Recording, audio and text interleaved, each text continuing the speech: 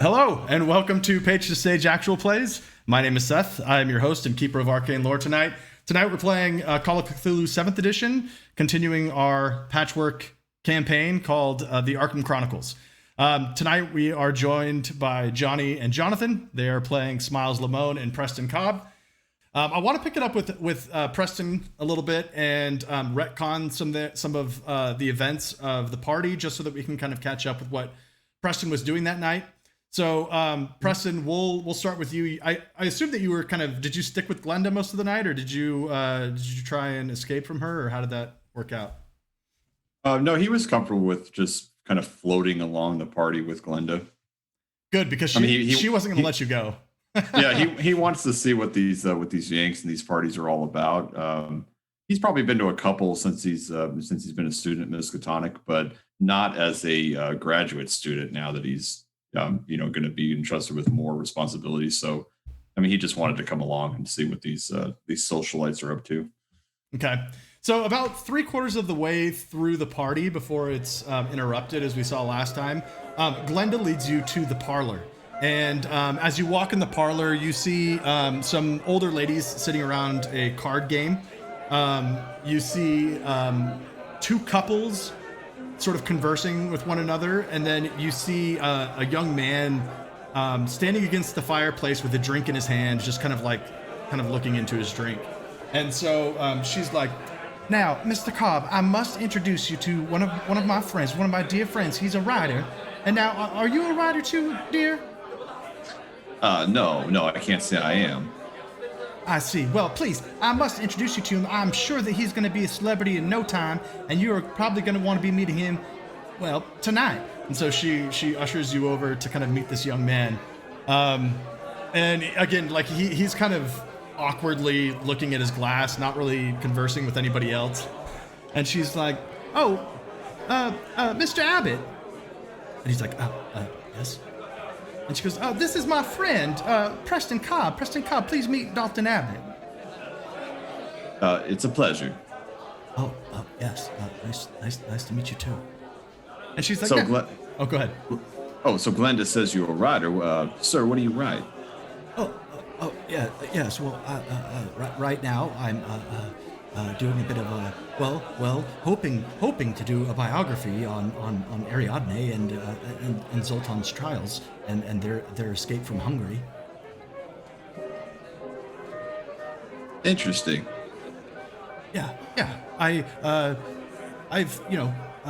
been trying to get an interview with Ariadne and hoping that they could maybe give me a little front money to get started, to do my research, of course.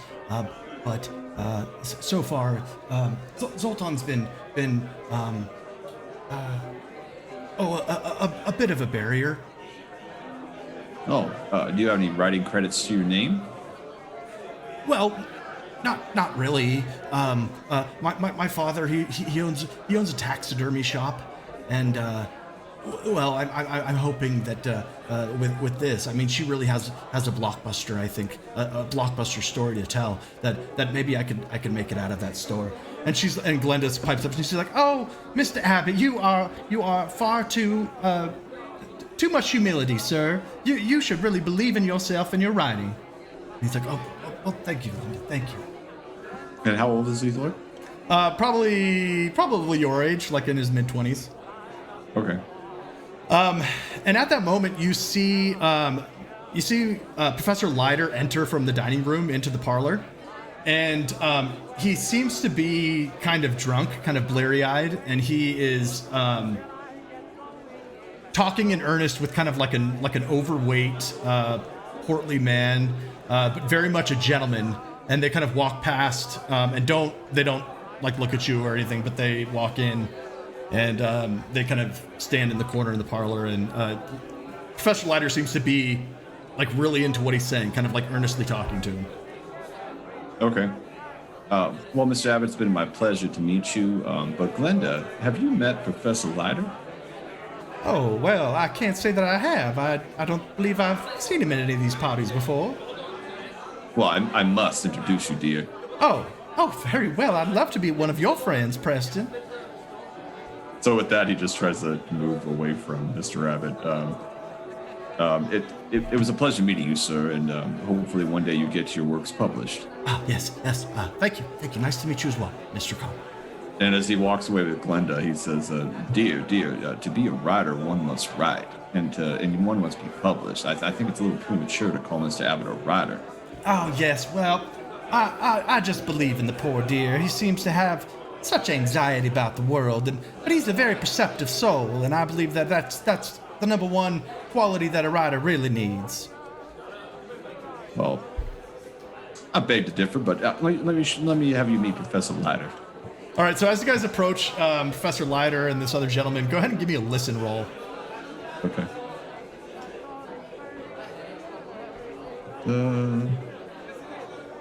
We're going to use this character sheet. I think it's alphabetical. Is it alphabetical? Yeah. Okay, that makes it a lot easier. Okay, here we go. I got a 24 out of 50, a hard success. Nice. So as you approach, you pick up some of their conversation, and you hear Professor Leiter. You hear the word Hobhouse Estate, and you hear him kind of frantically talking, and he's like,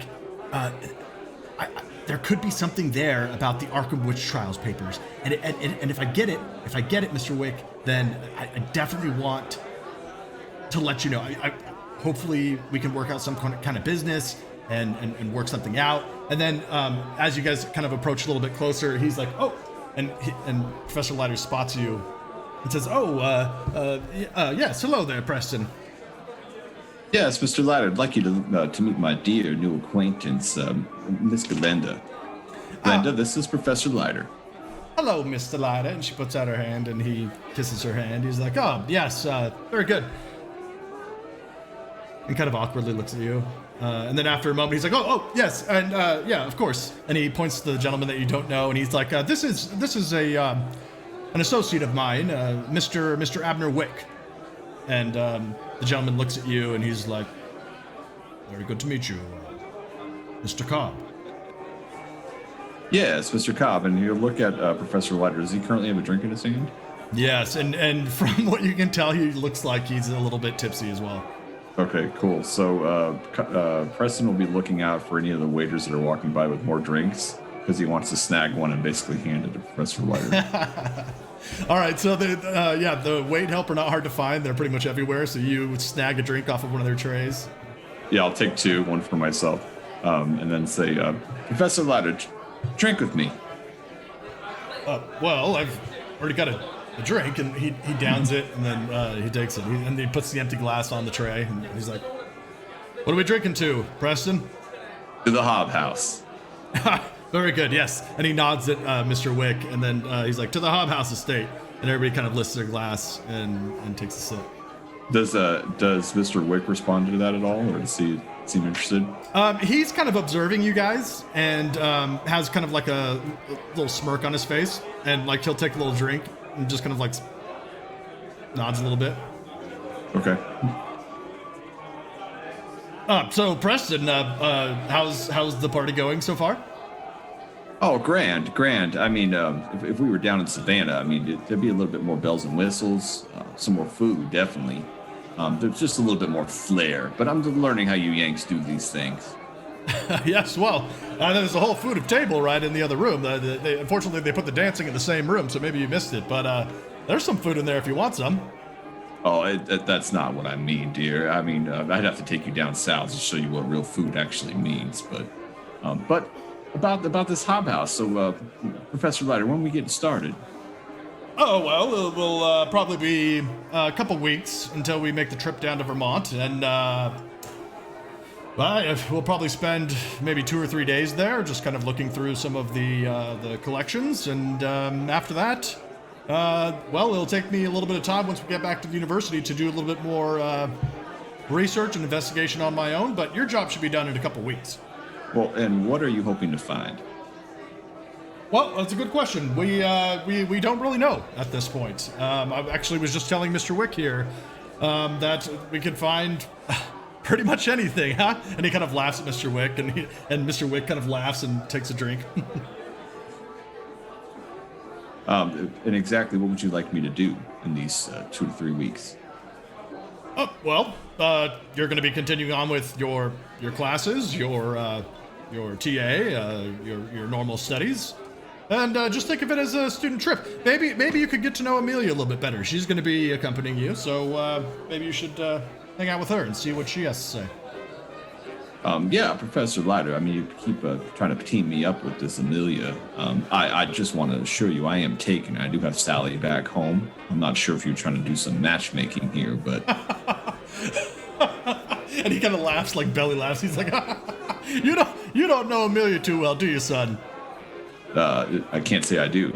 No, I don't think she would be interested in that kind of relationship. Oh, very well. The last student trip didn't go so well, so is she the only one going? I believe so, yeah. As far as I know, yes. And what are her qualifications, if I may ask? Well, she's, I'm sorry to bore you, Mr. Wick. Business talk here with Mr. Preston Cobb. Yeah, she's a great student, very, very studious, quite the academic. She has deep roots here in New England, so this seems like the perfect assignment for her, I'm sure. Something to further her study. Interesting. Well, I look forward to getting started. Well, very good. Yes, and if you'll excuse us, Preston, I enjoy the party, and I'll catch you on when it's over. You do the same, and I'll just kind of clink his glass again. All right, cool. So then the events of the night unfold. There's the invocation of Bacchus. There's the pistol report upstairs. Jonathan, what's Preston's reaction when kind of all that goes down? He's shocked. So he's basically trying to get a better look. I imagine he's with the rest of the party goers, trying to he's probably just with the crowd, trying to see what he can see, basically. Okay, so immediately after the pistol report, you see both Smiles and Mr. Kane shoot upstairs, and Smiles kind of disappears down a hallway, and you see Mr. Kane enter the bedroom of Ariadne. And then they're gone for about 2 or 3 minutes, and there's kind of commotion going on downstairs in the foyer, which I assume where you probably are at with Glenda. And she's horrified. She's like, "Oh my goodness, I can't believe something like this." And then after 2 or 3 minutes, you see Zoltan come back down, rush down the stairs, and run out the front door. Okay, I think I would follow a few paces behind Zoltan, trying to just see where he's going. Okay. So as you step outside of the estate, you see Ariadne laying in a bush, basically, like she had fallen, and is just kind of laying, on her back in a bush. And Zoltan, rushes over to her and appears to be, trying to care for her or whatever. And are there people around me? Yeah, I mean, as Zoltan exited the estate, there was kind of a small group that kind of wanted to see what was going on. So they're all kind of standing out in the front yard. Okay. I think Preston would just for these series of events would be a bystander. He would just be watching. Okay. So Zoltan picks her up out of the bush, and she has she has her dress is torn in a couple places. She has a few scrapes and potential bruises, but he ushers her past the small crowd that is gathered outside, and then he's like, excuse me, please. And kind of makes his way through the crowd, and then you see them ascend the stairs, and he takes her to his room.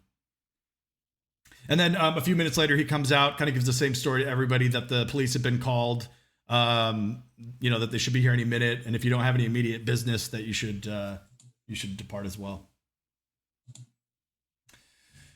So at that point, Professor Leiter comes up to you, and he's like, "Well, I guess we should head out here, huh, Preston?" Well, yeah. I mean, this became quite an eventful evening. Is this normally how these things happen at parties up here? Well, no. There's not usually deaths at the parties I attend. And Glenda's kind of standing next to you, and she's like, "Well, dear, it's very nice to meet you, and please," and she slips you a little scrap of paper. She's like, please call me anytime if you just need a showing around town. I know that you're from Savannah, and I know Arkham very well. So if you need a tour guide, or if you ever want to go on a date, I know that you're taken. But you can call me anytime. But he'll take her hand and he'll just he'll say, it was a pleasure, my dear, and he gives her like a kiss on the hand. Nice. So she's very charmed by that, and then walks away. So Professor Leiter takes you into his car, and unless there's anything else, you guys drive home and call it a night. Yeah, I think for Preston that would be. I mean, he wouldn't really know what to do in this situation. He would just be like, all right, well, that's the end of the party. Let's go home. Sure. Yep. All right. So, Smiles, was there anything that you wanted to do on Friday night before you called it a night, went home? Let me see. I remember I was talking down the one fella who was seen running away. Mm-hmm. And I was kind of sitting with him. Does he get taken in by anyone, or is he just still sitting by the stairs, or is he just going to be able to go home like everyone else is? Yeah. So when Zoltan asked you and Mr. Kane to leave last time, you guys sort of headed out, and you left Stuart, who's the guy, Mr. Portman, sitting on the foot of the stairs. And unless you want to stick around and see kind of what happens, the last you see of him is him kind of sitting on the stairs, drinking a cup of water. I think I'll be fine. Just heading home. I don't think that, Roger or Paul Rogers was there at the party. And of course, the student that Mr. Preston was talking about is not there. So those are my two main concerns at the moment. Besides, Edward Kane hiring me to be his bodyguard. So I'm just kind of live up to that little moniker for a bit, and then at least wait for him to leave before I go find my card that I kind of hid somewhere nearby, and then kind of just get myself back in the rank and file with everyone else. So kind of leave near the middle/end to all the cars leaving. Okay. So then as you're rolling out, you see a couple police cars come in, sirens wailing, and they're pulling in front of the Varga estate, and you see a couple officers get out along with a detective, and then you kind of drive away, and that's it. Mm-hmm. Okay. And as I'm driving away, I'm going to pop out one more of those cigars, and then realize I probably don't have a lighter, and just look down on it as like I'm driving. It's like, it's been one hell of a night. And then just put it right away. And then I'm speeding off because, cops and me, we don't blend. I assume so. Depending if, they're on the payroll. All right, so we'll pick it up with, let's stay with Smiles for Saturday morning. So you wake up, it's May 22nd, 1920. You wake up on Saturday morning. We don't have to go kind of line by line and figure out what you're doing unless there's something interesting to roleplay here. But what's your plan for Saturday morning? What are you doing? Well, first off is I know the student's name, but I don't know per se where they are. But first off, I'm gonna call in to my my boss, my superior, and he says he's like, now listen, Smiles, and his name is Tony again. Mm-hmm. And he says, Smiles, listen, you want to be aware of, the Irish organization is also hot on the tail of this black. So just keep an eye out for any of them. Oh, the Irish, huh? That's right. Did they get bored of their potatoes, did they? I guess so.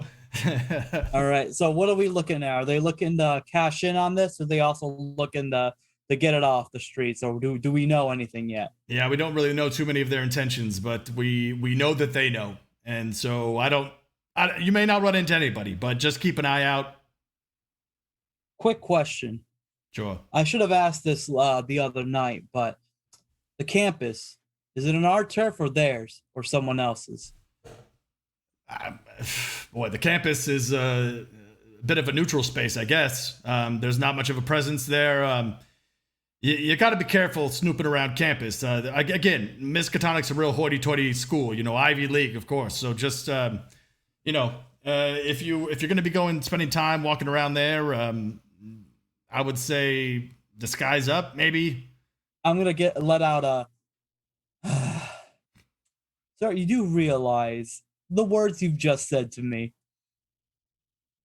You want me to disguise up. Smiles has a particular look, has a very iconic look. There is no disguising. Listen, I see what you're saying, Smiles. Just look, just do your best. I understand the scars and all that. I get it. I'm gonna go in there. I'm gonna be I'm gonna be as polite and cordial as I can be. If you are correct in saying the campus is a neutral zone, I'll make sure not to engage first. But I'll be damned, I'll always make sure I get the last hit in.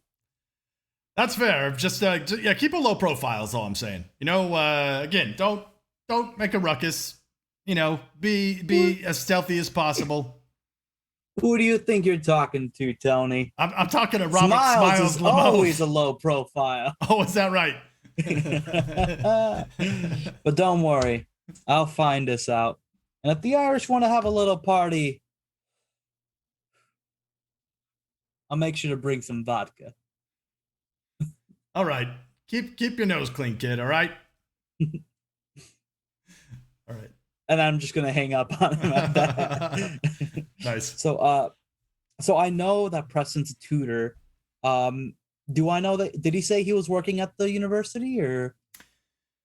I think that you guys have pretty much gathered that about. I mean, you've gathered that about him, yeah. That he's a graduate student there, and he TAs. So for all intents and purposes, he basically works there. Do I remember which subject he was, or did he ever mention? Probably not.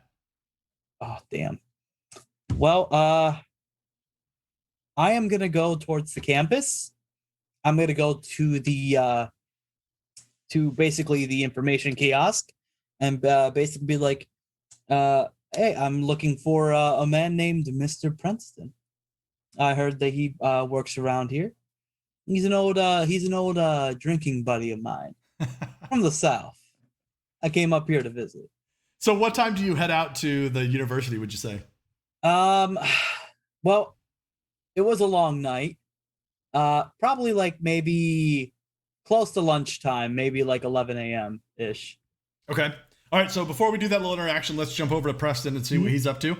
So, Preston, what is your itinerary for the day on Saturday, May 22nd? So his itinerary for the day for Saturday is he's hitting the library, and he is researching what he overheard, the Arkham witch trials. Okay. Wanting to get very familiar with that, and also as much as he can about the Hob House. Part of that is, he is a history student. That's his background, history, or with like a splattering in archaeology and anthropology, but mainly history. And the reason why he's also looking for what he can for the Hob House is because he heard it's out there in the forest by itself. Because of the events of Deadlight, he won't say this to others, but he's a little freaked out, and so he's trying to basically learn as much as he can, because for Preston that gives him a little bit more confidence that he knows what he's walking into. Okay. So he's spending his day in the library. So that's what he's doing Saturday. Okay. So give me a library use roll. Let's segment this out. So you're researching a couple things, right? So what's your first? Are you doing the Arkham witch trials as your first subject that you're searching on? I think you'll go with Arkham witch trials because the Hob House isn't what you said. It's not like it's a couple weeks out, right? Yeah. It's not like, yeah. So he can. That's just another thing he's going to be interested as well. But he'll because he heard Arkham witch trials just last night. He's curious about that. Okay. So give me a roll for the Arkham witch trial research. Sweet, the quintessential Call of Cthulhu library roll, library use. Ooh, 21 out of 70, a hard success. Nice. So 70 points. That's my biggest skill. So I'd be like, damn, Preston, you got to make that one. Okay, so the Arkham Witch Trials happened in the 1690s. Basically, it kind of covers a period of hysteria and superstition in New England's history. I mean, very similar to kind of like the Salem Witch Trials. Okay.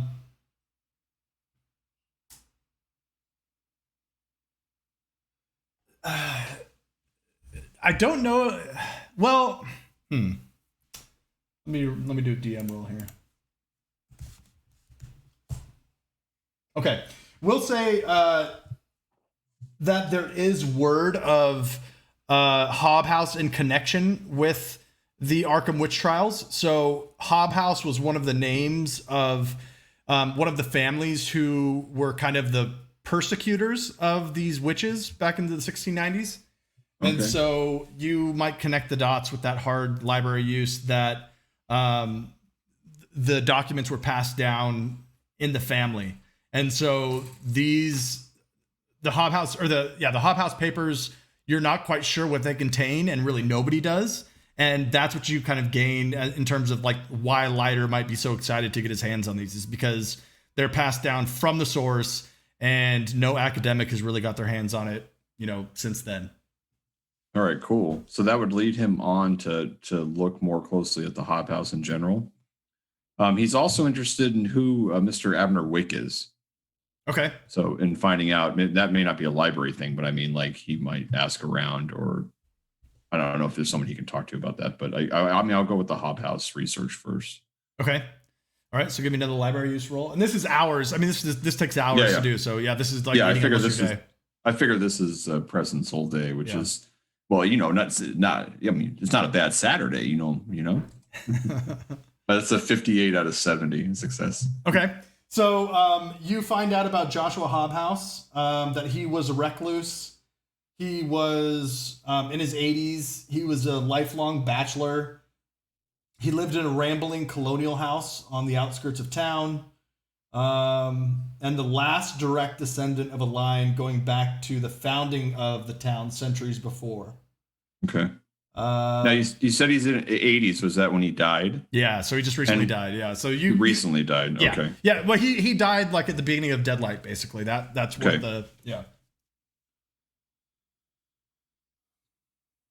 okay. So let's cut back over to Smiles. So, so you're sitting at the admin desk, I guess, and you're asking about Preston Cobb, and did you ask if he lives here, or what was the question again?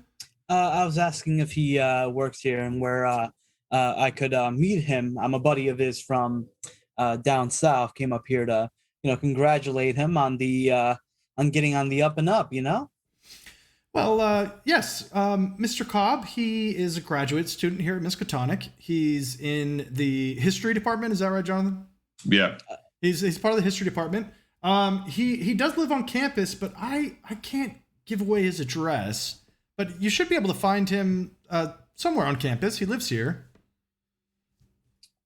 Do you know where he would regularly go so I can, meet him? It's a bit of a surprise visit. I got a letter from his girl for him. She's like, Mr. Cobb spends a lot of time in the library. You might check that out. He also likes the movie theater, so maybe he's at the theater. I don't know. Well, an egghead. Well, of course, the egghead like him might probably partakes his library a little bit more. Thank you so much. I'm just gonna strut my way out, and right before I hit the door, I'm gonna turn around. Which way is the library? Nice. So she points. She's like, it's over this way and between the trees. And do they have the little campus brochures nearby, like on the little spinning things, or kind of hanging? Sure. Yeah, I'd say so. Yeah. So you kind of went to an information kiosk. So yeah. All right. So she points me in a direction. I look out there. All the buildings are looking the same. I look back. I'm gonna take this just in case. I think that's a good idea. It's a big campus. Good luck. Figure guns, and on my way out, I'm gonna study this little map and look for the library and head straight there. All right. So you enter the library, and it's pretty quiet on a Saturday. The library is 2 floors. So the first floor that you walk into has like reference books and the checkout, and some study rooms, and then there's a stairwell going downward. Okay. Is there a librarian? Yeah, we'll say there's one on site. All right, I'm gonna for reference, whenever Lamone is gonna be walking outside, if he's not at his home, he's always gonna be wearing his signature, fedora, kind of like a little bit low to the ground, well, a little bit low onto his head, and he's always gonna have like his head bent down, just so people can't really see his face all that well. So yeah, I'm just gonna be like kind of like walking like that. Once I get close, I'm gonna hold my hand up to my hat, kind of obscuring a good part of my face. So I'm gonna go straight up to the librarians, like, excuse me, is there a Mr. Preston here today, or did he come by here today? Yes, I believe Mr. Cobb is in the stacks downstairs. Oh, would you mind if I go see him? He's an old buddy of mine from the South. Yes, please. Thank you so much. Do a little finger gun with my other hand, and then walk towards the stacks. I'm guessing she pointed towards. Yep. He? Yeah, downstairs. Yeah, old lady. We'll say. Okay. So we'll say that you find him relatively quickly. You see him in one of the rows of books, and there's a few other students that are sitting at some study tables and stuff. But it was easy to find because there's basically nobody here. So you see him there looking through some books. All right. So do I go through like between a couple of bookshelves to walk towards him? Okay. So well, it's up to you. So I'm imagining that there's kind of like, as you kind of at the landing of the stairs, there's kind of like an open space with these study tables, and then the stacks are sort of surrounding you, and you probably see him down one of the rows. Okay, so I'm gonna like walk down one of the rows, kind of like obscuring myself like in the little shadows a bit. And as I'm walking down, I'm just gonna pick out a random book, basically flip it open, have it like one hand open like this, have it mostly over my face, so it's like fedora tip book, so it's just like my eyes right there, and I'm gonna kind of like walk like that, not even looking at the book, just walking straight forward towards I'm guessing he's sitting at a table. He's looking, he's standing in a row, kind of like flipping through a book right now. Okay. And I'm gonna basically walk up to him. It's like, Julius Caesar, that bastard, huh? So I'll turn around and see the book that he's holding. I was like, and say, well, that's an interesting comparison to make, comparing Napoleon to Julius Caesar. I mean, I see you're holding a book on the Battle of Waterloo there. Well, they're both great military leaders. Well, one was betrayed, and the other, well, was too short for his britches, if you know what I mean. It's funny. And nice to see you again, Mr. Lamone. Not sure what brings you to these parts, but if you ever want to have a debate about history, I mean, I'm fair game. But it's interesting in all the exploits that Napoleon was known for, that his stature is what is going down in history. But a great tech. I'm going to interrupt him right here with putting my hand on his shoulder, and I'm just going to look him in the eye with a little smile. It's like, you know what? History is always a great thing to look into, but sometimes you don't just drudge up a man's past. Now, you and me, we're in the present, but we're about to talk about the future. This is an interesting conversation down here in the stacks, Mr. Lamone. I am most intrigued. Well, I'm an intriguing man. Well, Preston, I talked to you at the other day of the party. I'm going to be a little bit more serious now. No time for jokes. I remember you telling me about your student that you're tutoring.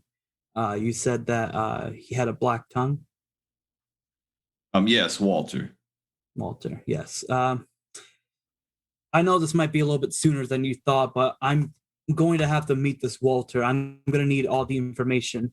I told you before, I'm a detective, and I want to get Black off the streets. Does Preston believe him? Is there a role I'm making here? I mean, so yeah, if you guys want to leave it up to the rolls, we can do that. In his fast talk before, he succeeded. He had a fast talk of 5%. That's true. And he That's succeeded. true. He did succeed. But that was the fast talk. That was kind of like in the moment, kind of like deceptive. So I think maybe here it might be more of like maybe a persuade roll, because you've kind of got a, it's not like a quick. Is there, is there just, GM, is it maybe at this point, since he already did the fast talk and he's continuing on with his story, would this be more of an insight on Preston's part? Sure. So if you want an insight check, that would be more like a psychology roll. Psychology, okay. Or would it be psychoanalysis? No, psychoanalysis is where you like lay someone down on a bed and say, "So tell me about your childhood." Oh, okay, yeah. Nice. All right. All right, so I'll do a psychology roll. He's not that high in it. I got a 3. 3 out of 10. All right. So the way I'm going to go with this, Preston's going to. I think Preston is just so we know, Preston sees through Smiles' kind of facade. Oh, sorry about that. But he's not going to say anything about that. So he's just going to see where this goes. Nice. Okay. Again, and maybe this is just a little cultural exploration, like. Down in the South, people are just who they say they are. So this is interesting. These Yanks do this. And so he'll go, well, lead on, Mr. Lamone. Oh, Preston, I think you're going to have to lead on. I have no information about your student here. So if you please, I'm going to have my hand out a little bit. And maybe afterwards, we can go have a little bit of chat about Napoleon Bonaparte and Julius Caesar. Now, what I'd really like to talk to you about is William Hardy. I don't know if you know that individual, but that's for another time. As far as telling you where Walter's whereabouts are, I think I would like to know a little bit more about what you know about the Black before I take you to my tutee. I don't know if that's the appropriate term for that. Mr. Preston, are you being my Brutus right now? Well, we can only take the analogy so far, Mr. Lamone. But I would like to know what you know, as being that you all your detective work and such. Do you know anyone on campus by the name of Paul Rogers? I don't know that answer, actually. Give me an edu roll. Okay, just straight up. Yep. Okay. 31 out of 70, hard success. Man, Preston's on his rolls tonight. Heck yeah. No, you don't. I don't know. No. Okay. I don't believe I know a Mr. Rogers. Well, hopefully your student Walter might. And if he does, I'm going to go straight after this man and get your student back on the right track. That you have my word. And I'm going to pat his shoulder when I say that. So I gather, Mr. Lamone, that the Black, it's a dangerous drug. Dangerous and highly addictive. From some of my contacts in the underground, I've been hearing that it's pushing alcohol it's pushing into the alcohol market. That's how addictive this is. So it's but alcohol seems to me to be a necessary evil of society. I mean, it gives pleasure. It can also give pain. Is the Black like alcohol? Worse. And so, Jim, what do I know about Walter? Do I know his parents? Do I know that he come to? I think for Preston, the only drawback for him giving any information about Walter to Lamone, even though he knows Lamone is lying, he's not a detective, is simply just out of his being that I'm tutoring him. It's like a job, so it's like a client, So do I know anything? But also at the same time, I think he would be caring for this young man that's obviously using something. But if his parents were nearby or some other person in more authority over Walter, he'd want to defer it to them. So what does he know about Walter? So I'll say that he's from Philadelphia. His parents are not in town, so you've never met them. You don't know them. Yeah, and I mean, anything beyond that? Okay. Well, I am concerned that my protege Walter here is if he's getting himself into some trouble, that's not going to be good for his studies. At the same time, I don't know if I can show you where he lives just yet. Do you have any more information about the Black or anybody else that's using this drug? Lamone sighs a little bit, kind of lets his shoulders down, looks right at Mr. Preston with a searing glare, and in a quick motion, grabs Mr. Preston's collar and pushes him up against the bookshelf. And now, Mr. Robert Lamone's smile turns into a frown. And I'm glaring right into your eyes, like as I'm like almost nose to nose with you. Listen here. I've given you everything that I have right now. I'm trying to get this fucking drug off the streets. So I'm going to need your help, or I'm going to have to take the help from you forcefully. So Preston is by no means a strong man or a tough man, but as you're holding him up by his collar up against his bookshelf, he's like, "May I have a word, Mr. Lamone?" If the next words not out of your mouth is taking me to Walter, then no. Well, let's just say you're not a detective. I don't know what you are, but I'm not taking you to Walter when I know you've been lying to me this whole time. Now, I know you Yanks like to pull one over on people, but you can't pull one over on old Mr. Preston Cobb. At those words, my glare's kind of go away a little bit. I'm gonna let my shoulders relax. I'm gonna relax the grip on his collar, and I'm gonna look down. The fedora step down a little bit, and when I look back up again, Smiles just has his regular old smile back again. So at that moment, you see an older woman, and you know her to be both of you guys know her to be the librarian. She's like, is there, and you see her kind of like peek around the corner. Is there a problem here? I know, miss. We just got a little bit of heated debate over the historical significance of Napoleon Bonaparte. Very well. Just keep it down, please. You're in a library.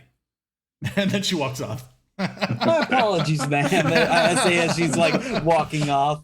I'm gonna look back and it's like, well, it was gonna end eventually. I mean, I gave you a shittily made card anyway, so.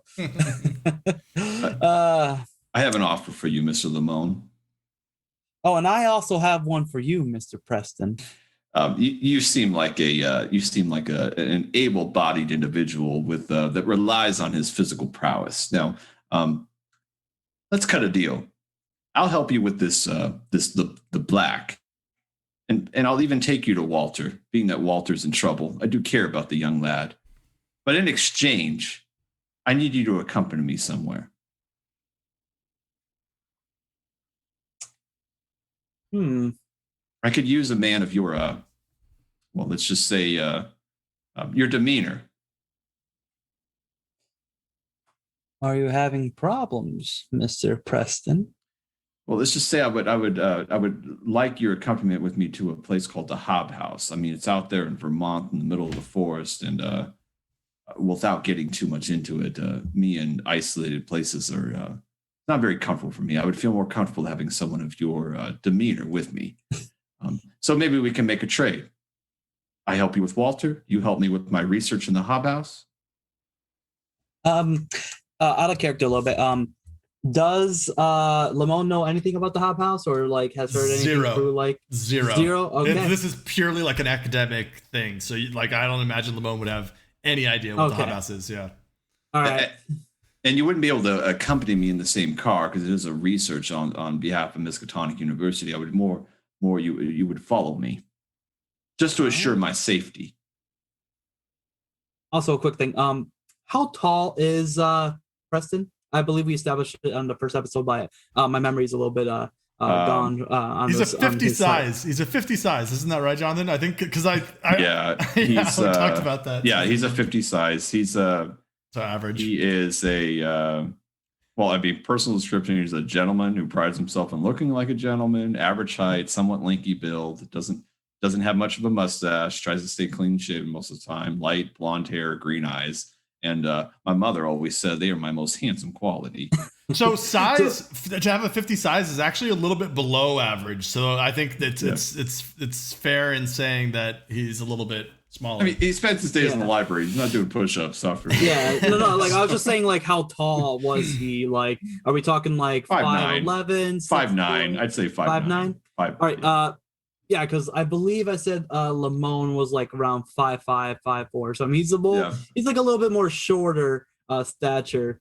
So he kind of finds this a little bit funny that a taller gentleman is asking for him to be a bodyguard the second night in the row. Right. Well, it's just, I would just say it's because you're intimidating. And viewers, if you're interested in why Preston Cobb's so afraid of isolated houses, go watch Deadlight. Nice. Good plug. Good plug. Yeah. All right. So as you're telling him this, you see kind of like a little halfway through your spiel as you're kind of like reiterating, trading, getting to Walter with him going to the hop house with you. Lamone is kind of like tuned out a little bit, kind of like mulling it over. His smile's still there, but you can see his eyes are definitely wandering, looking around the library, looking at all the little books, and then he puts his eyes back on you. And it's not just like, oh, he's just looking at you. He's like staring right into your eyes, and you know he is staring right into your eyes, and he's still like smiling. Wow. Lucky for you, I'm a freelance bodyguard. As long as you can cough up the information and maybe a little dough on the side, I can set you up with maybe the regular bodyguard package, or the premium bodyguard package. Well, yes, if you help me, I will help you. And by the way, you are the same height as Napoleon. And then I would say, nice. Well done. Well, let's just hope then that this hop house of yours isn't my Waterloo. Excellent. And with that, Preston's ready to move on to help him, like whether it's Walter, whether it's So. Yep. Okay. So, and I'm gonna have to ask Preston to lead the way because, of course, Walter's whereabouts, or where Walter would meet you. Okay. And as you're walking a little bit, he'll like gesture for you to lead the way. And as after you take a couple of steps, you can hear Lamone like start walking and just speaks up right behind you. It's like, Mr. Preston, don't worry. The kid is the least of my concerns. There's nothing that will happen to him as long as he cooperates. Well, I am going to have to say that with Walter, we are going to have to keep him safe. I mean, no one's going to get hurt here, right, Mr. Lamone? Only the people that will deserve it. Well, Walter is a gentle soul. If he's gotten himself into some type of addiction, only the people that deserve it. Okay, I'm going to assume that Walter is one of those people that do not indeed deserve it. He'll keep on walking. so with that, I mean, he would basically want to go check on Walter and just have Smiles with him. Let's go make a surprise visit to Walter. Let me see. It's around lunchtime. As you say that, Lamone's going to basically ask you, "Have you eaten yet, Mr. Preston?" No, I have not. I've been got kind of lost there in the library. All right. As we're we're walking out of the library, I'm just gonna say to Preston, let's go get a little bit of food first, and maybe Walter would help us if we get him something too, or be more open with us if we get him something too. Certainly, most college students starving. Yes, I know. I suggest you guys go to Leo's Diner. Yeah, that's a place that Preston knows. It's quick. It's by campus. Okay. Yeah, so it's one of those like super popular campus shops. Yeah. All right. I mean, the chicken's okay. but let me guess, it's not like down in south. Well, you said it, Miss Lamone. So. Yep, my words, not yours. Well, let's go. All right, very good. So yeah, you guys have a nice lunch, or maybe not a nice lunch, maybe a tense lunch. I don't know. And after you guys are done, are you guys headed to Walter's cottage? Yeah. So Preston will grab a to-go order of Walter's favorite. Yeah. So food. it's like just like some chicken breast and some French fries, which Preston always uses with quotes. Because then he launches into telling Mr. Lamone that French fries really aren't from France, they're from Belgium, and starts talking about when one of the rivers froze, they started frying potatoes instead of small fish, and then that's where French fries were born. And then you'll just have this conversation as he's leading him back to Miskatonic University. Lamone hasn't stopped him at all. He's just like walking beside him, just listening to this tirade of Indulging him. potatoes, indulging him in his potatoes. Definitely kind of like laughing a little bit because of his mention of potatoes earlier today to Tony. So it's come back around already. Nice.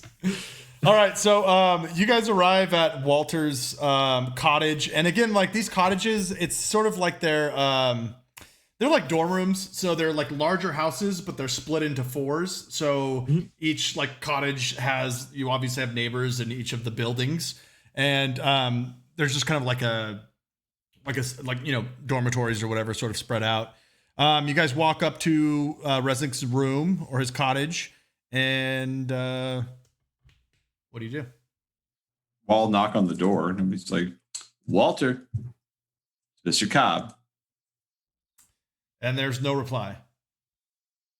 I'll just wait a few seconds and then bang on it again. Then, Walter. No reply. So I'll try the handle. It's locked. Mr. Lamone, I know you are indeed not a detective, and I'm not sure what your line of work is, but something tells me that you may be able to pick a lock or know a way into a not locked door. So you'll just step aside and say, "It's all yours, sir." Whoa. I didn't expect that. Would that use the locksmith ability or? Yep, if you're going to pick the All lock. right, yeah, I'm gonna well, as you could that's kind of like a good guess, but there's usually a special guy that I know that does this, but you know, I've watched him a couple of times. I can give it a little crack. If not, you know, I have an alternate way we can get in. So I mean, there's kind of people walking around and stuff. Are you doing anything to like shield him from being seen, or are you just? I mean, yeah, it's the middle of the day. I think Preston would just stand like with smiles behind him and just like, "How do you do? Good day, good day." All right. Just try to like light conversation, like Yeah, and with the way that Smiles usually has his hat and everything, when he bends down, it kind of he has like one of his like shoes kind of visible with some with the laces kind of like undone a bit. So it might to the unattentive eye, it would look like he might just be, tying his shoes, especially with the way how his hat is like, angled down a bit. All right. Okay. Yeah. So give me a locksmith roll, and then give me a locksmith roll. 71 out of 31. That's not gonna do it. Yeah. So you're kind of jimmying with the lock, and you can't get it open after 5 or 10 minutes. You're like, Yeah. I swear to God, he makes this look a lot easier than it is. Does Preston have any idea what Walter's schedule is like? I mean, Saturday, not really. Okay. So he could be gone for all you know. Yeah. Mr. Lamone, maybe we might have to catch him on Monday. Or so this house, does it have like a little backyard or anything? Or is it just like connected to the other places? It's almost like not really. So all of the buildings, like again, it's like a dormitories, but they're all single story, but they're all lined up in kind of like a neighborhood, but there's no like yards or anything for each of the buildings. They're just kind of like in one large kind of layout.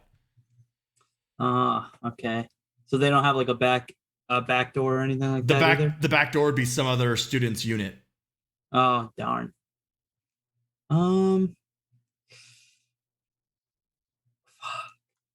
With it being daylight, you know what? I know where he lives now. So I'm gonna sigh after like kind of like not getting the lock undone, and I'm gonna stand up a little bit, look around, look at Mr. Preston. It's like, Mr. Preston, have you ever done a stakeout before? Oh, interesting. A stakeout, huh? Yeah. Just in case, let's go back to the diner for a little bit and collect some valuable resources. I'll meet you there in about an hour or two. So I think Preston would just, because he already has this food, he'll just drop it like in front of the door. Like, Okay, just leave it there. Leave the chicken and the fries there. Yeah. Okay. All right. All right. So you guys meet at the deli. We'll say it's 4:00 ish. All right. Yeah. I don't know where Preston. Are you gonna be inside, outside, or?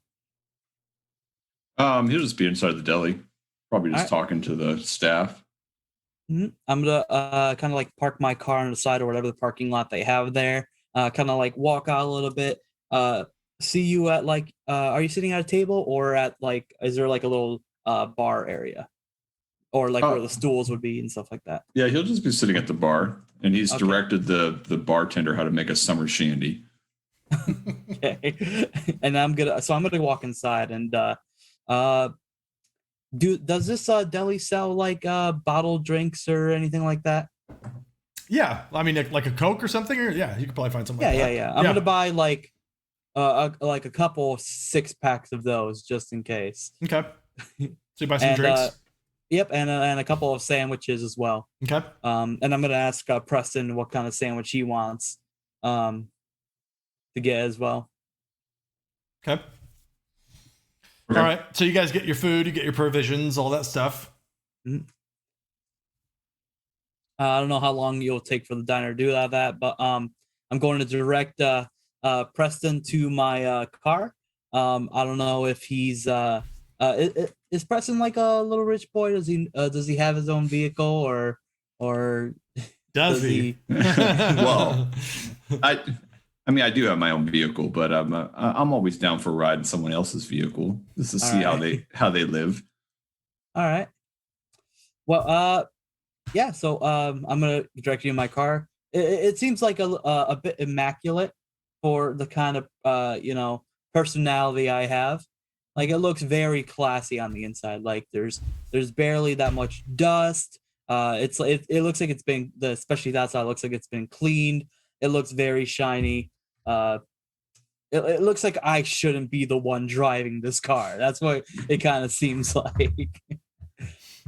All right. And yeah, I was just gonna say then after he gets in, we're just gonna go straight to kind of like maybe down the road a little bit of Walter's house. Okay. Kind of like park on the side. Well, an inconspicuous area where a car can sit for quite a few hours without being, questioned, but still enough visibility to see people coming in and out of his house. Okay.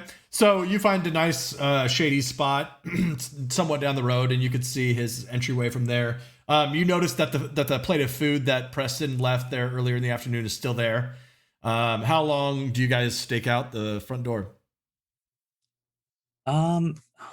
It's for I don't know. He's a college kid, so he can come back in an hour or the next day. So ooh. I suppose we could just ask his friends if they knew where he went.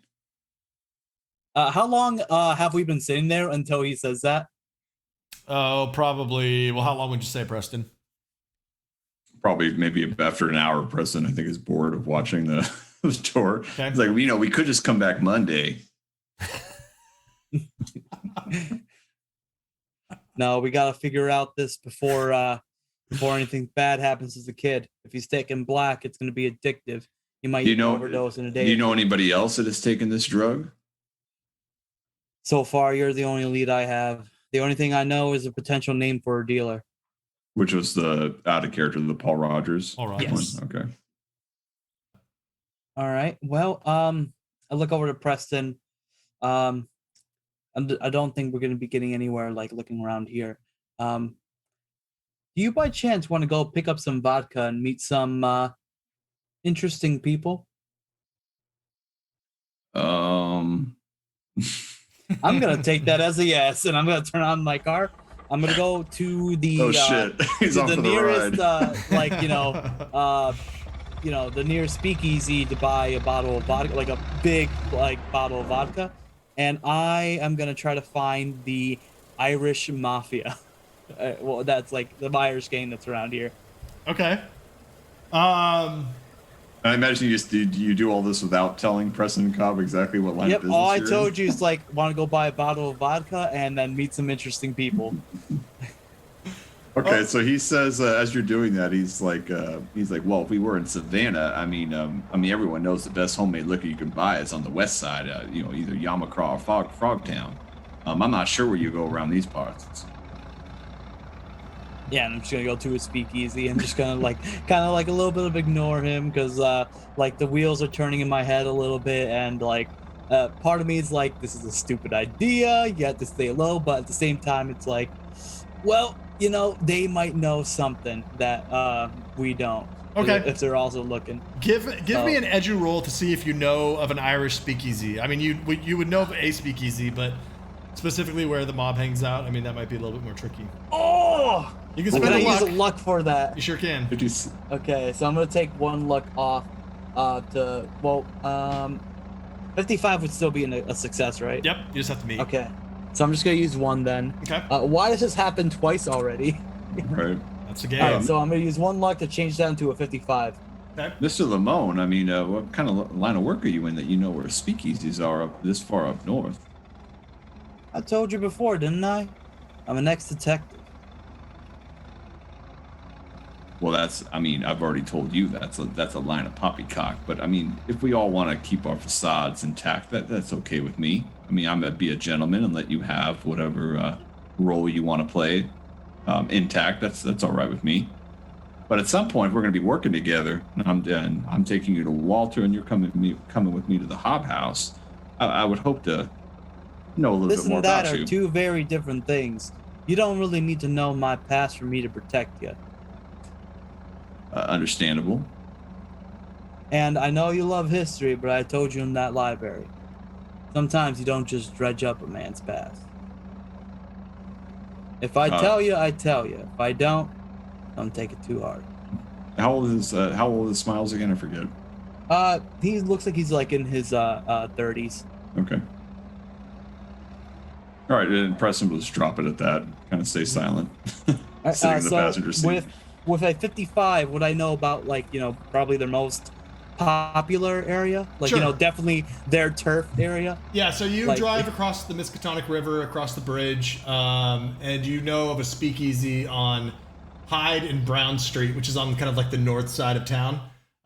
So you roll up, you park, you get out, and you guys are there. There's no windows to this place. I mean, it's kind of like it looks almost shuttered. All right. Hopefully, I'm gonna try to go in there and say my name. Hopefully, they know Smiles. Who's probably part of a rival gang. So I'm gonna kind of like walk in there. I'm gonna motion for Mr. Preston to follow in. I'll just follow behind. Smiles, but I'm not gonna say anything. This is totally out of his element. For sure. Okay. And of course, I'm taking the bottle of vodka with me. Okay. Let's pick it up. Preston can join us because he's going to give you the lead here anyway. So Yeah. okay. So you walk up to this place that you know to be a Irish hangout, and again, there's no windows or anything, but there is like a heavy kind of probably iron door or whatever, and like one of those little like slide pieces where they can look out at you as you walk up. All right. So I'm gonna kind of like knock on the door there, and would I know like the I'm pretty sure I wouldn't know like the password per se to get into this But would I know like any names of like higher ups or kind of some infamous people in their gang? Probably. Yeah, I would say so. All right. Probably for this part of like specifically for this area or just like in general. Give me a knowledge roll, or give me a Okay. edu roll. Edu. Okay. Please don't fail me. No Again? way! Again? Damn it! Give me that one. I'm All going right, down. spend another one luck. more. That was the exact same. 56 out of 55. Okay, one more to get down to 55. So I'll say like the boss and maybe like his underboss, like a couple of like the big heavy names because of your interaction with the Irish mob, but Yep. I'm gonna say that you like don't know any like capos or anything like that, like Okay. the big dogs. Yep. So I'm gonna like knock on the door, kind of like wait for them to open the little slider thing. Okay, so you knock, it slides open. They're like, "Oi, what you want?"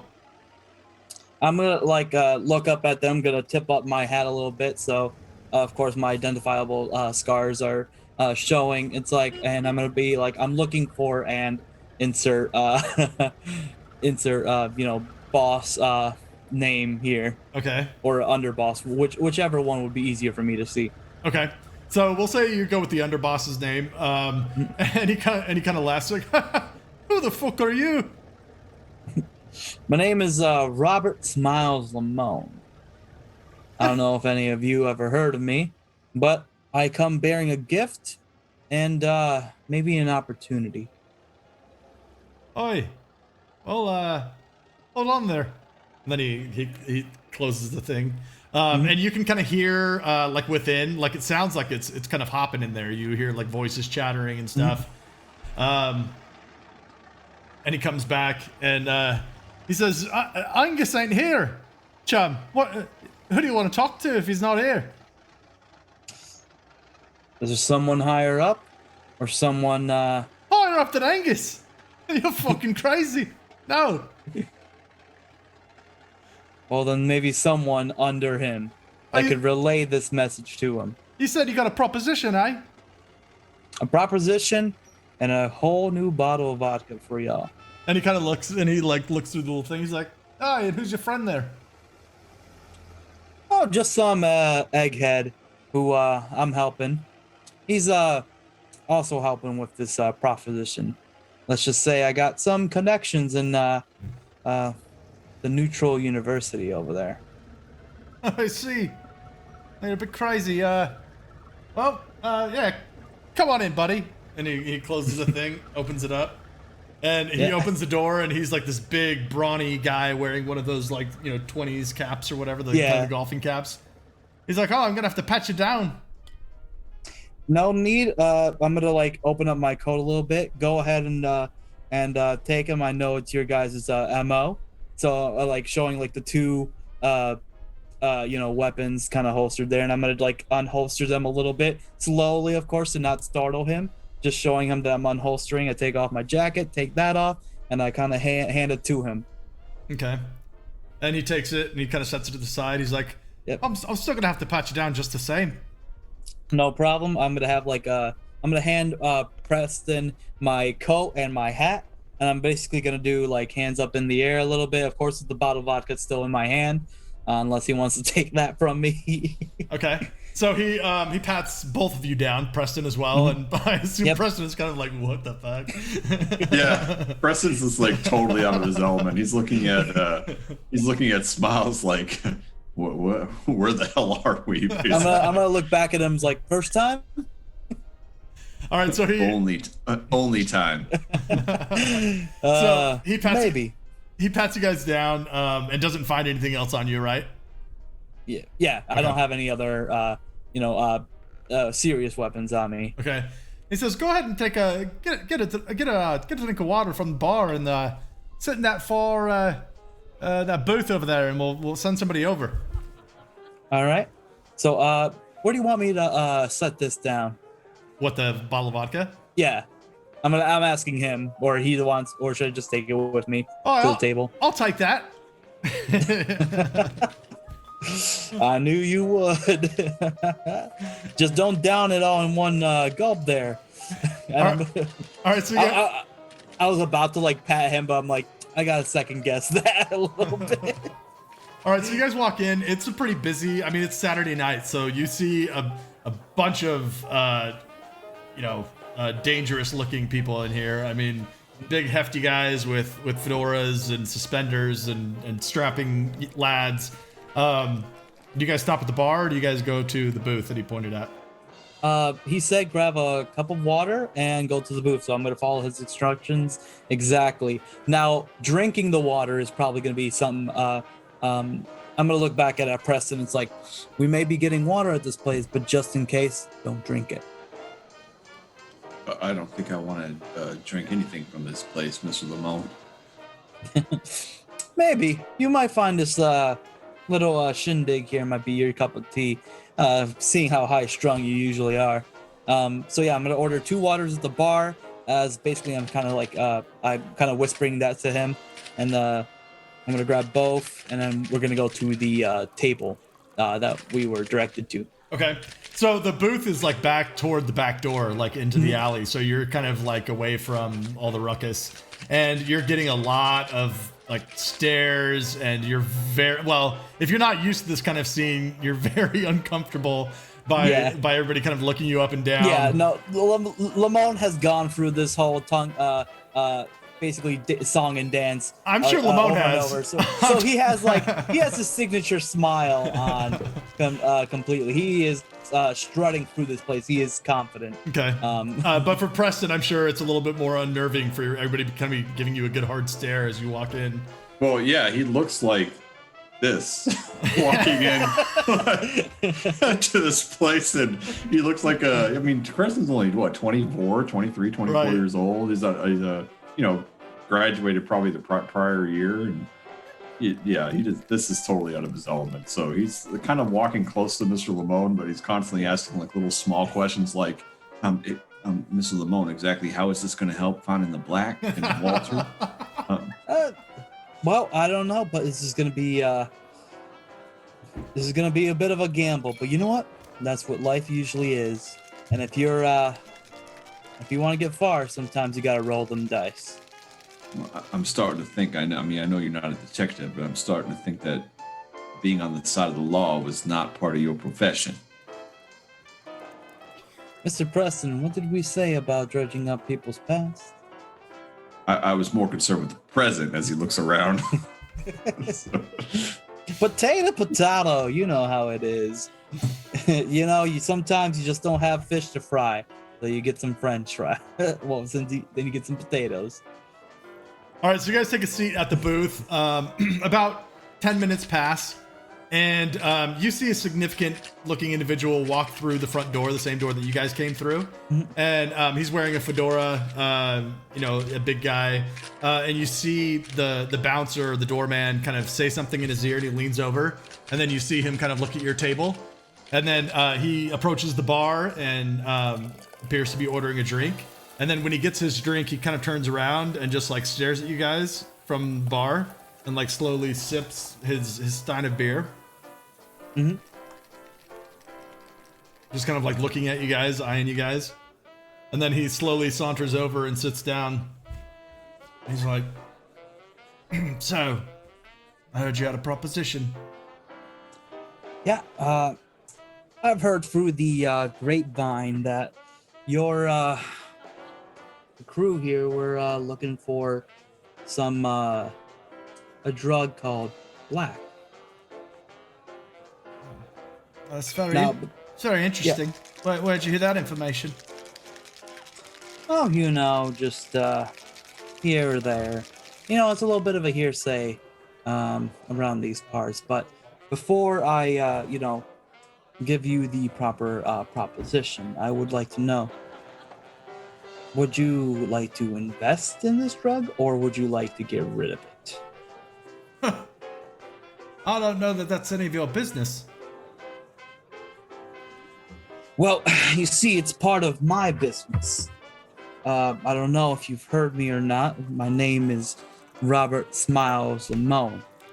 I'm part of a crew up in Boston. Now, I don't mean... What? My name's Seamus. Seamus. Do I recognize that name? No.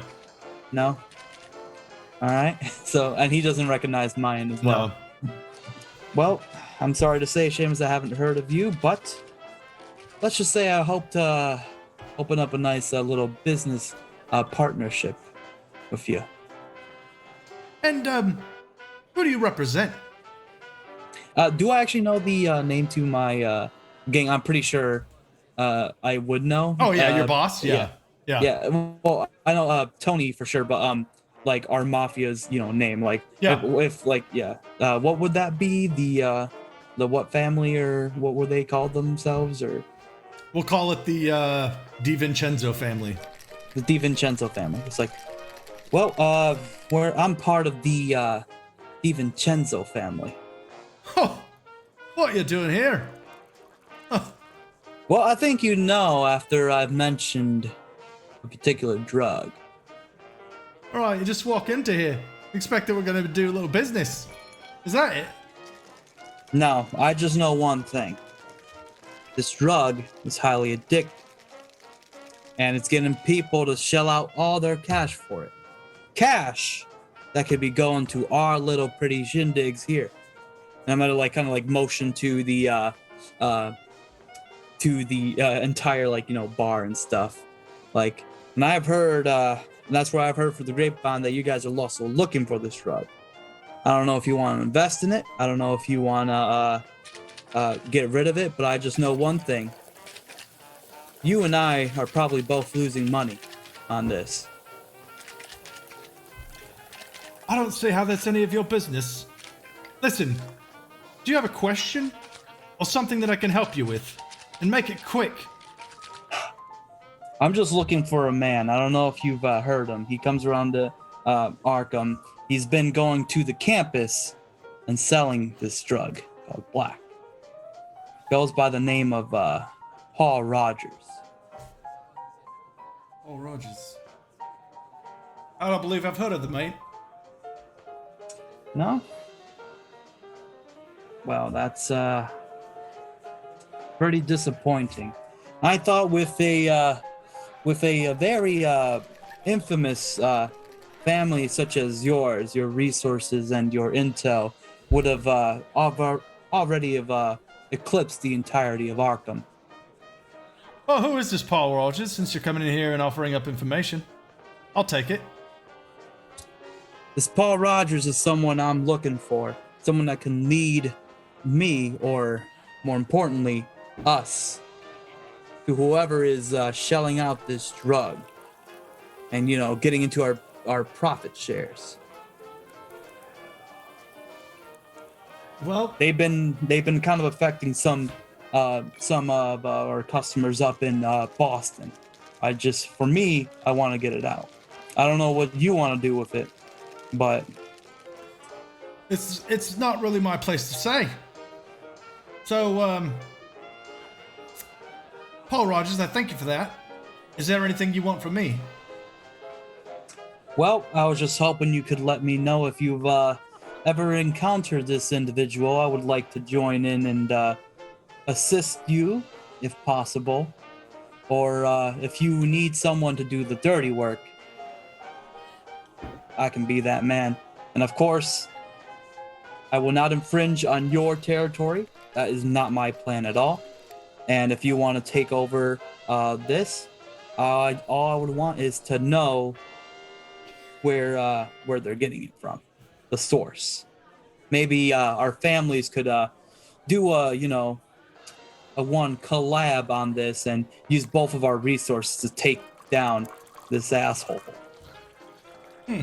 Or these assholes.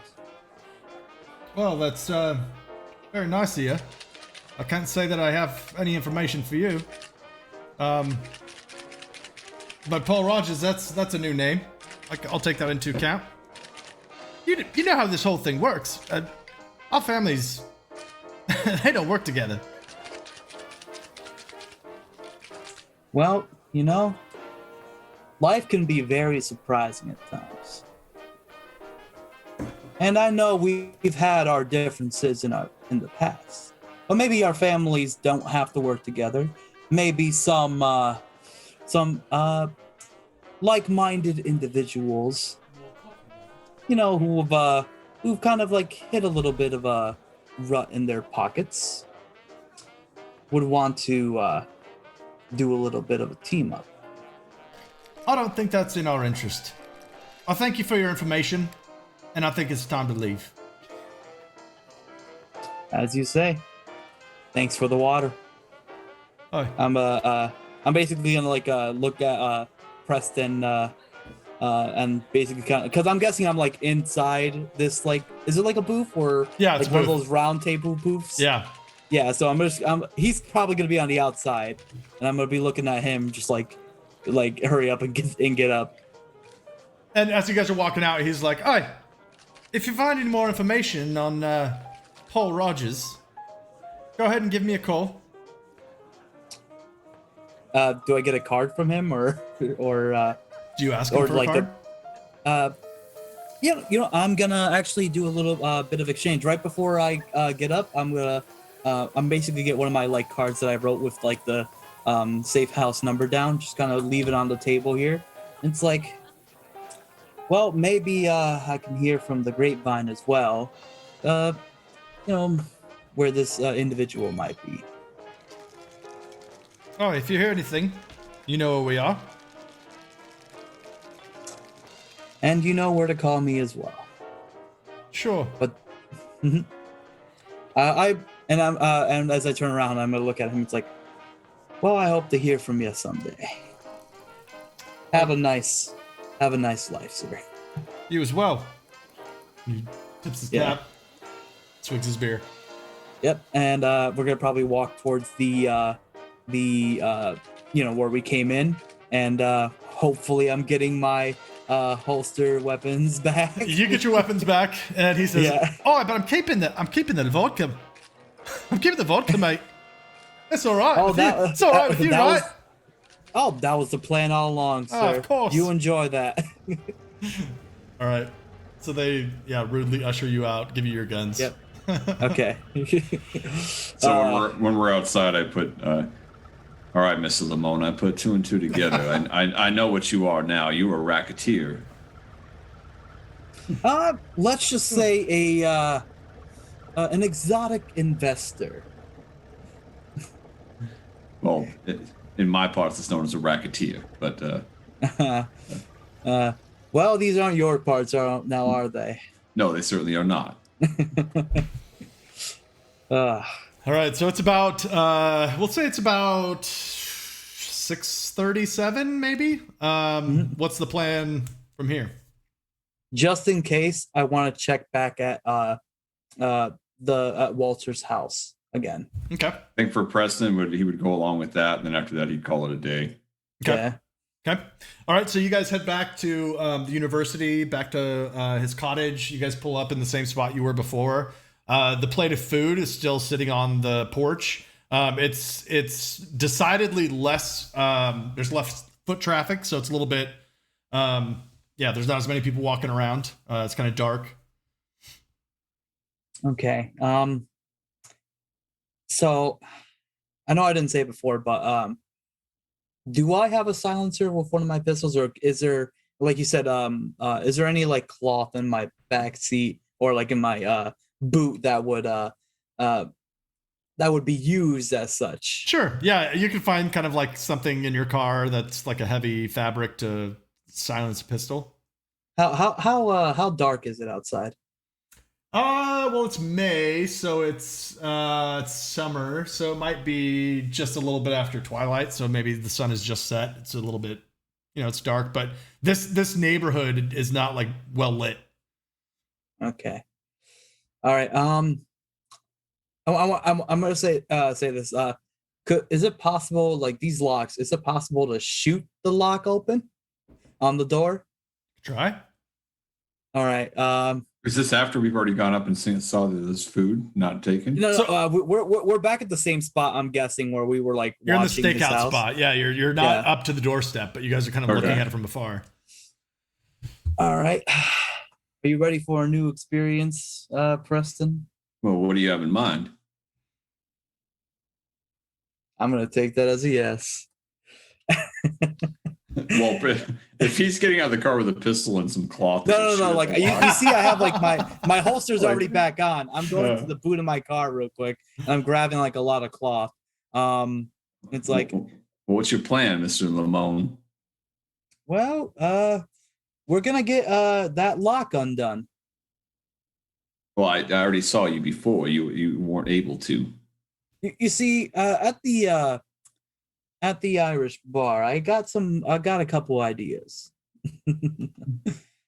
And I'm guessing like I'm walking up to his house once again. I'm kind of like trying to stay in the shadows a little bit while doing this. Okay. Is Preston following, or is he just kind of like staying back a little bit more? No, he's staying back, and he's basically like, because you walk off without him being able to say like, I'm not, doesn't want to be a part of this. He almost is forced into a lookout mode, but it's like a very nervous lookout, like. Yeah. And so waiting to see what the hell you're gonna do, because we wanted just to leave. Yeah, I'm gonna do can I like look around and see if there's anybody kind of like walking around or watching? Give me a stealth check if you're trying to shimmy up there quietly. Okay. Snap. These are what always get me. Oh, 39 out of 50. Oh, okay. So you feel like you haven't been seen. Okay. I'm gonna get the cloth out, and I'm gonna get one of my pistols out. I feel like I should note this just as the GM, but you can try to locksmith again if you want. Oh, okay, yeah. I mean, before we go to the extremes, I guess that would be. Let's try that. Nope, it doesn't work. Okay, all right. So you spend another 10 minutes. Like, just 2 seconds. I'm like, screw this. Pull out my gun. Get the cloth around. I'm shooting the lock. I think from Preston's point of view, it's like this tinkering on the door, and then it's like a God damn it, and then just a. All right, so give me a luck roll. Smiles specifically, give me a luck roll. 44 out of 62. Look at you. All right. Okay. Succeeds on the luck. All right, so you shoot the lock, and the handle is blown to smithereens.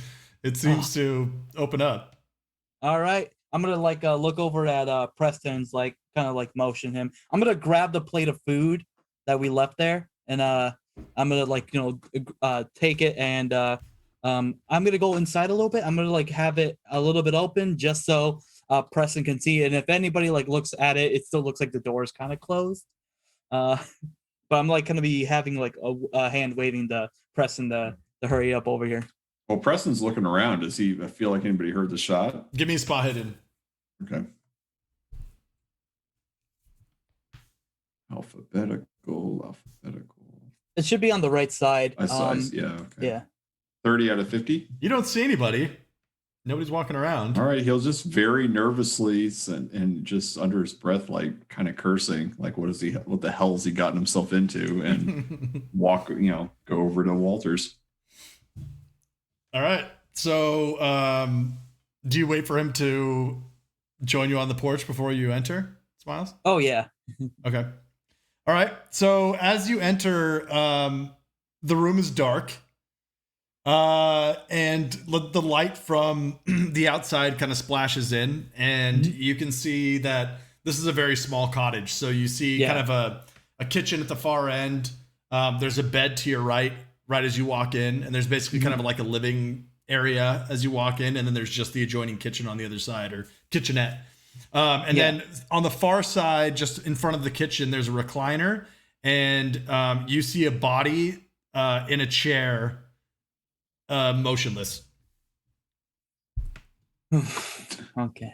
So I'll walk up to the body just because I'm concerned. Wait. Before he walks up to the body, I'm gonna like grab Preston, and I'm gonna ask him. It's like, have you ever held a weapon before?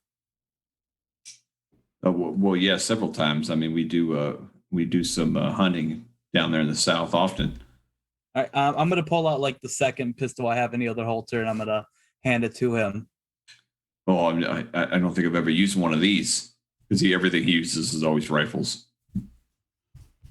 Well, let's hope you learn fast. And I'm gonna like I'm basically pushing onto him, just so he's like a little like. I don't care how you use it. Like if you want to shoot it, if you want to club someone with it, just make sure you protect yourself. You're an asset to me. And I don't want you going down. If it comes to that. But yeah, I'm gonna have like my gun kind of like prepared a little bit, kind of like a little bit in front of me, just in case. Okay. So do you guys? So it's dark in here. Do you guys flip on the lights? Do you have a flashlight? How's this going? Well, I don't have a flashlight. I guess I would be looking for a light switch. Yeah, there's a light switch as you walk in on the All right. on the wall. So I would, with the gun awkwardly hanging off to his right, he'll just with his left hand go flip up a switch. Do I see him doing this? Give me a spot hidden. Because Okay. I've tutored Walter in his home, right? Fuck! What? Another one off. Every time it's one off. It's Do you want to one spend off. Do you want to spend a luck point to see if you see me? No, That's no, awesome. no. That's the third time tonight. He's been up by one. That's awesome. The second time it was the exact same number, like 56 to 55, 56 to 50. God. All right, so he flips on the light, and Jonathan, what was your question? You asked what? I was gonna basically see, do I see him going for the light? Oh, so Because- you don't. No. Yeah, so I was gonna be like, I was gonna stop him because, yeah, you don't do that once you break into someone. But Preston, what were you gonna Yeah, ask? but Preston, I was thinking. My question was: he tutors Walter in his home, right? So I was thinking he possibly might. I don't know. I would say that you've been here before, As but if you normally comes to your cottage to tutor, but Okay. but you've been here before, we'll say. Or this type of housing, I'm sure I'm familiar with. Yes. I know where the lights are. Definitely. So he senses there's that body, so he's concerned about Walter. That's the whole reason why he's even doing this, and so he flips on the light and looks around, much to Smiles' dismay. Yeah. So Jonathan, roll sanity. Preston, roll sanity, not Smiles. Okay. Do I? Okay, I just clicked the button. All right. So Yep. I got extreme success. Ooh, Four, nice. 4 Okay. out of 73. Nice. Yeah, extreme doesn't win you anything for sanity rolls, but you don't lose any sanity, I guess. All right, so as you guys flip on the lights, you see Walter sitting in that chair. His eyes are rolled back in his head, and his black tongue, as you noticed before, is lolling out of his mouth. He's just dead there in the chair. I was gonna say, like, I was gonna go up and like press my fingers against his like neck to see if there was a pulse or not. Give me a first aid check. Okay. Yeah, Nice. 6 out of 30. No pulse. No pulse. Oh, no pulse. All right. I'm gonna look towards Preston. And it's like, well, I guess you got one less student here now. Well, Preston's just Shame. kind of in shock, like, Walter. While he's kind of like in shock, I'm gonna go look around this house to see if there's like any names of dealers or anything like that he might have written down. Like rummage through all his stuff as quickly as possible. Okay, give me a spot hidden roll. And Preston, what are you doing in this time while he starts searching the room? No way! Come on. 71 out of 70. Again, the same exact That thing. can't You gotta be. burn that luck, dude. Something's wrong. I am. Something's wrong with roll 20 tonight. It's gotta be. Come Yeah, on. oh god. Okay, give me a second. What now? Okay, no, I was trying to edit that, but I didn't want. Okay. So yeah, if you want to spend the luck, you can. Yeah, I'm spending that one luck. I mean, are you kidding me? And Preston, what do you do while he's looking around the room? Well, as Lamone's looking around, he's kind of in shock. He's just like, Mr. Lamone, he's dead. I mean, we have to call the authorities. Yeah. Soon enough. But we're kind of trespassing here, right? Help me find anything that could lead us to whoever gave him this black. If you want to go on a little bit of a vengeance spree, I don't know if you want to avenge your little student here, but we'll call the authorities after we're done. Okay. And he'll just like haphazardly like look around frantically, not sure what the hell he's even looking for. Okay, give me a spot hidden with disadvantage then, with the penalty Awesome. die. Okay. So I roll that and then I do the penalty die afterward. Yep, and then you take the worst Okay. roll. It changes the tens place. So Okay. So I already got a failure. Yeah, you already still- failed. Well, you could fumble. Roll it. Well, no, you can't fumble because being 91 is the worst you could roll. All right. Yeah, so 81. So, yeah, I rolled 50. So yeah, you're scatterbrained. Like okay. Yeah. And Smiles, as you're looking around, you find a few empty vials. So you find actually 4 or 5 empty vials, including one in Walter's hand, and they have like a black murky liquid sort of lining the bottom of the rim, each of them. All right. So I'm gonna take all these vials. Anything like in any paper to maybe receipts of some kind, or maybe any names written down that just kind of seem out of place, or like locations. You or see a anything lot like of that. you see a lot of homework. You see a lot of maybe like a daily schedule or like a notebook or something, but nothing as it relates to the black. I mean, even his notebook is just kind of 10 class, study, call parents, just kind of regular student type stuff. All right. Damn. Anything in his fridge? Very empty. He hasn't gone shopping in, you would guess, a while. It's mayonnaise in there, mayonnaise and some expired milk or something. Okay. And I'm guessing I've kind of rummaged through this whole place already, right? Yeah, with that spot hidden, yeah. Can I try putting things back to kind of how they were? You like replacing the vials or the notebooks and stuff? No, I'm taking all the vials. Okay. Well, maybe except for the one in his hand. Okay. How many vials are there besides the one in his hand? We'll say 4. 4, and they each have a little bit of that murky stuff in there. Yep. Okay, so I'm taking those, leaving the one in his hand. Okay. And I'm trying to put everything back to the way I found it. Just kind of just how it looks like before we came in. Okay. Cool. Mr. Lamone, maybe I know someone that could test one of those vials. Well, that would be that would be good too. I'm gonna send one of these to the folks we met down not too long ago as well. Just hopefully they keep in touch as well. But yes, we're gonna take these, and are you we gotta go now. All right. Is there anything? Do you want to say some words for your student here before we head out? Because otherwise, we're just bamboozling. Sure. And he'll kind of walk over to Walter, and he looks at him, and then sees his face, and then throws up on the ground. Oh shit. Yeah. So while he's doing this is when I'm putting everything back.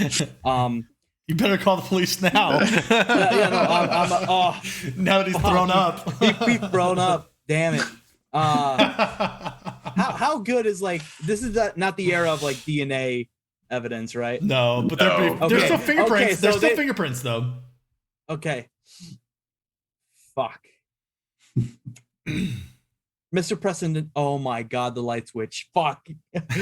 So I'm gonna do what every criminal does with I'm guessing I know how to wipe my fingerprints clean of a gun or anything. And being in the mob long enough, I would assume my fingers have kind of gone a little bit. I mean, there's no guns on the premises besides the ones that you have in your holster, but there's no. What I'm saying is I touched a lot of stuff on the premises. Sure. Yeah. Do you have any law skill? Let me see here. No, I just have the 5. No, and there's Preston does. Oh god. And there's no criminal. Is there a criminal skill or anything like that? I know some people have there's some games have criminology or something, but I don't think this one is one of them. I don't think so. Yeah. No, I don't see that. Yeah, I don't see the. Okay. Yeah, I don't see anything. Okay. Well, So I guess- you do your best, to kind of clean up, and you're right. You have some experience doing that, so you feel like you've sort of erased your meddling in the. You don't have my special cloth. I'm definitely touching the light switch because Lamone doesn't really care if his fingerprints are there. Lamone has already have his fingerprints a lot of places.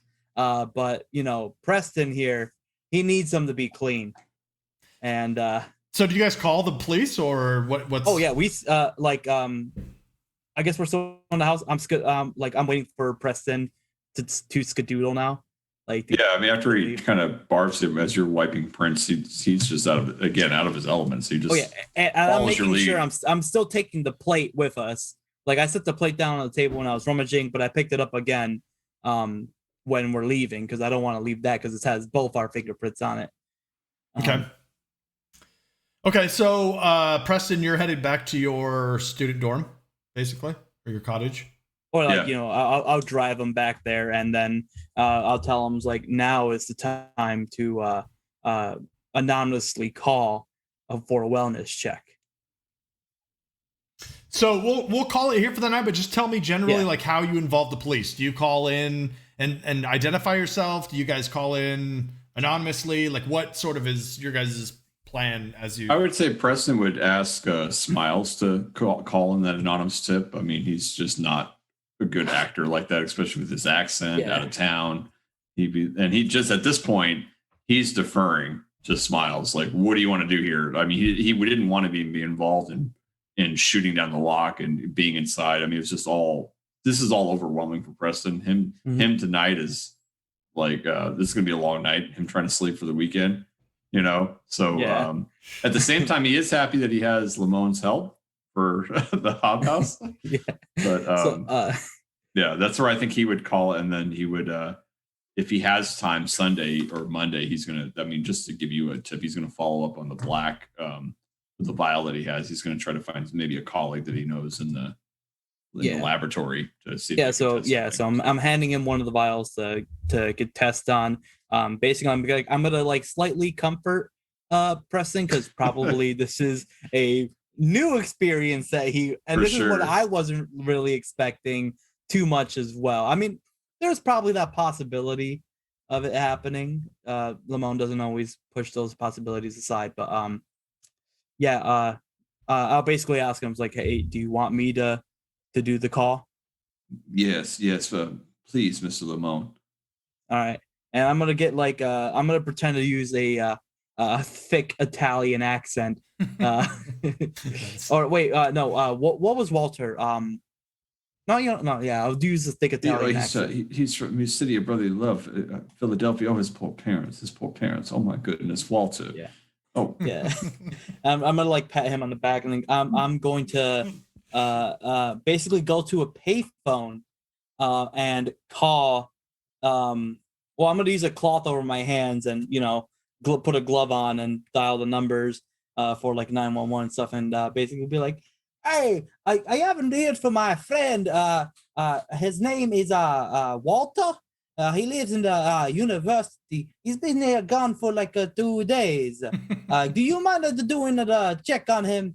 I have to go now. He hasn't gone up for work. All right. and then basically put it basically put the phone back before they can ask anything. I assume that Preston would give me like the last name and the address. So just be like, his name is Walter and he lives at yeah. Okay. Okay. Yeah. Cool. Yeah. And basically saying, I haven't heard from him, he is supposed to come.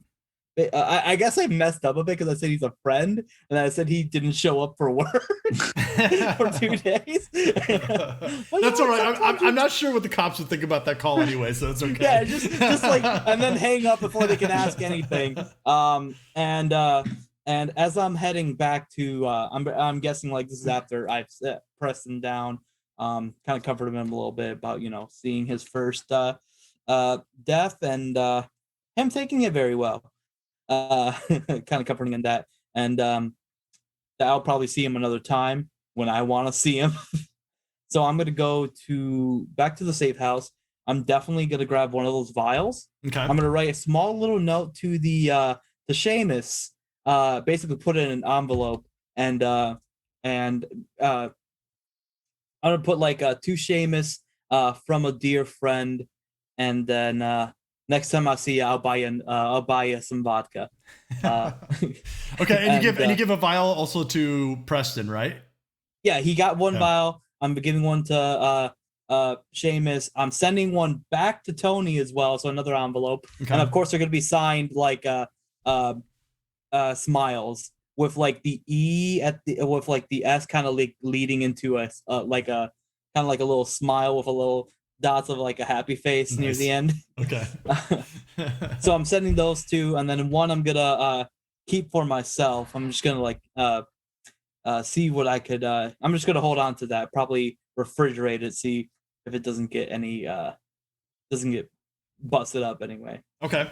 And Preston, is there any other thing you want to wrap up before we conclude for the night?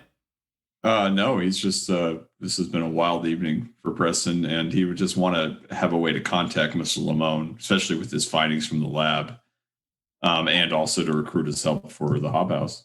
So. Yep. And I would assume that I would hand you a card to the safe house number that I have, and I'm definitely gonna give you the food just in case. Like if you feel hungry at all, just so you don't have to go and make anything while you're feeling down. Just, a quick meal. Oh, how sweet. All right, so we'll call it there. We'll pick it up next time. Thank you guys for joining us. Again, if you like our channel and enjoy our stream, please like and subscribe and check out our Cyberpunk stream that is broadcasting every other week. So we'll see you guys next time. Bye. See ya.